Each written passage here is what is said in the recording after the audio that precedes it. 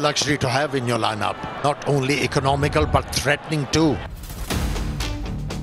ধারাভাষ্যকারের ওই কথার সুরেই বলা যায় দলে তাসকিন আহমেদের মতো বোলার থাকাটা আলাদা বিলাসিতা। কখনো কাঁধ কখনো হাঁটু, তাসকিন আহমেদের নিত্যদিনের সঙ্গী ইনজুরি। তবে ওই চোট কাটিয়ে প্রতিবারই পুরনো রূপে ফেরেন ঢাকা এক্সপ্রেস, যেমনটা প্রতি ম্যাচে ফেরান বাংলাদেশকেও। কলম্বোর পর ক্যান্ডি, চোট জর্জরিত তাসকিনকে মাঝে বিশ্রাম দেয় টিম ম্যানেজমেন্ট। যেখানে শেষ করেছিলেন সেখানেই শুরু এই পেসারের বল হাতে একই ছন্দ পেস সেন্সেশনের।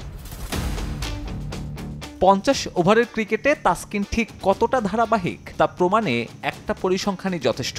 2023 থেকে এই ফরম্যাটে তার চেয়ে ইকোনমিক্যাল নেই অন্য কেউ। পেছনে ফেলেছেন বড় বড় সব নাম। তাসকিনের মতো ধারাবাহিক হতে পারেননি কেউ। এই 28 ইনিংসে কেবলমাত্র একবার রান খরচ 7-এর ওপর।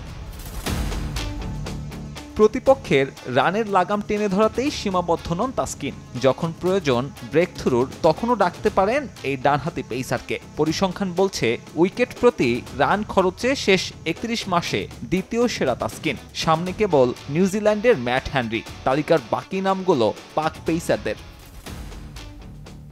সাধারণত পেসারদের ক্ষেত্রে ইনজুরির পরে ছন্দ ধরে রাখাটা কঠিন হয়। তাসকিন অবশ্য ব্যতিক্রম। মাঠের বাইরের পরিশ্রম আর নিয়ন্ত্রিত জীবনে মাঠের পারফরম্যান্সে পার্থক্য বোঝার সুযোগ কই।